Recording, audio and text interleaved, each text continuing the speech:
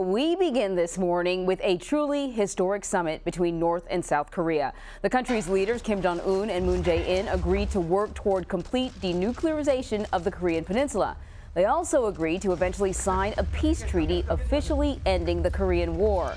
President Trump tweeted about the summit, saying, quote, "After a furious year of missile launches and nuclear testing, a historic meeting between North and South Korea is now taking place. Good things are happening, but only time will tell." Ben Tracy is following the latest in Seoul, South Korea.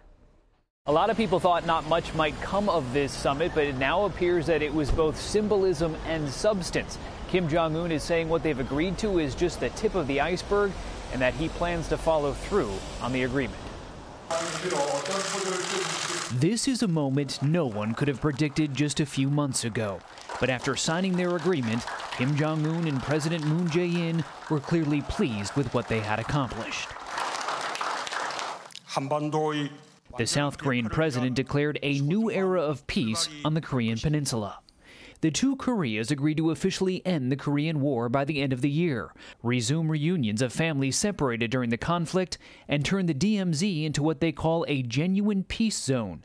President Moon will visit North Korea for a second summit this fall. The two leaders seem to have an instant rapport the minute Kim Jong Un made history by becoming the first North Korean leader to step foot in the South. In a brief diplomatic dance, he invited President Moon to cross the military demarcation line back into the north. South Korea literally rolled out the red carpet for their once recent enemy, and the two men were often seen smiling and even laughing together. After planting a pine tree, a symbol of peace, they sat alone for a full 30 minutes in what appeared to be an in-depth conversation. But North Korea agreeing to the denuclearization of the Korean Peninsula was the ultimate goal of this summit. So far, there are no specifics as to how or when that will happen or what Kim Jong Un wants in return. The devil is in the details. In Bom Chong is a retired lieutenant general of the South Korean Army. He's been surprised by Kim Jong Un's pivot towards peace.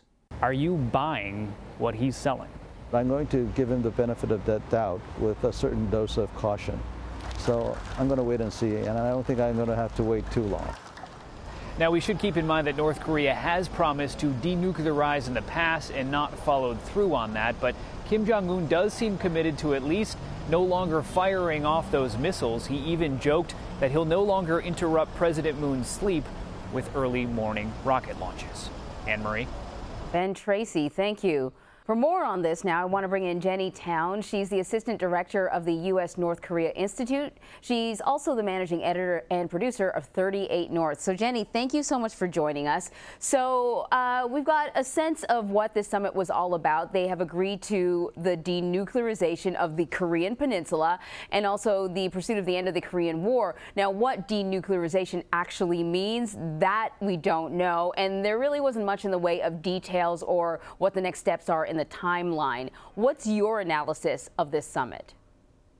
Well, I do think it is significant that Kim Jong Un did agree to and commit to denuclearization of the Korean Peninsula in writing.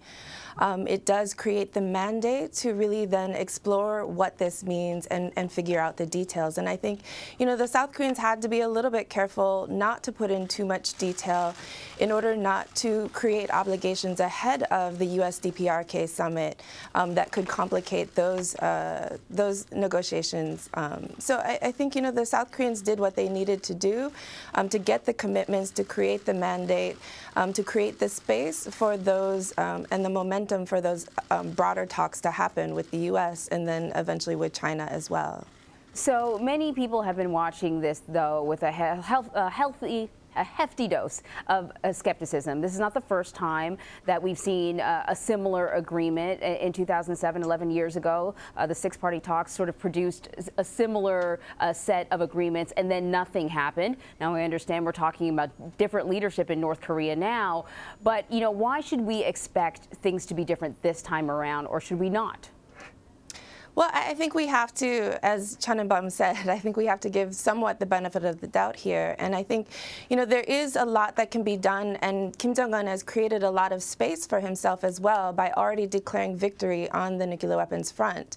So, you know, in a phased process, you would go after the easy things first. And so there's a lot he can give up now, and very quickly, in terms of testing, in terms of development infrastructure, in terms of even, for instance, fissile material production capabilities, if he already feels comfortable with the programs that he has. And those things would be in the national interest of everyone involved, and then would leave the more difficult parts to a time when there is a more fundamental change in the political relationship as we go forward in this process. And I guess the other big question is why now? It certainly seems like the timeline leading up to this summit, it happened quite rapidly. There was sort of all this sniping back and forth via Twitter with Donald Trump and Kim Jong Un. They were using all this inflammatory language, and then next thing you know, North Korea is at the Olympics, and now we're at a summit. I mean, it really in just a matter of months.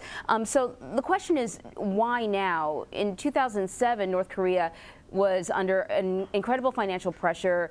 You know, people were dying. There was a famine. They had a reason to come to the table. Why is Kim Jong Un coming to the table now? Well, I think there are a number of factors at play here, including, you know, I think there was a real fear that military options were in the works, that war was imminent, especially in South Korea and Japan. I think it created, you know, an impetus, a real urgency to solve this problem in a way that would prevent war from happening. And I think you hear those messages out of South Korea during the summit as well, really emphasizing that there cannot be war on the Korean Peninsula. And at the same time, you know, North Korea did go out of its way over the past 2 years to really finish what it feels now is a credible nuclear deterrent. And so it can turn that corner and now really focus on the other side of its policy area, which is the economic development, which will require better relations with the rest of the world and repairing some of the relations that were lost during the development phase. And so, you know, I do think they are econ focused now, and there are concessions that they're willing to make and that they can make very easily when we move down that path. So one of the issues that has not come up, Moon Jae-in has not brought it up, President Trump has not brought it up, are the human rights issues.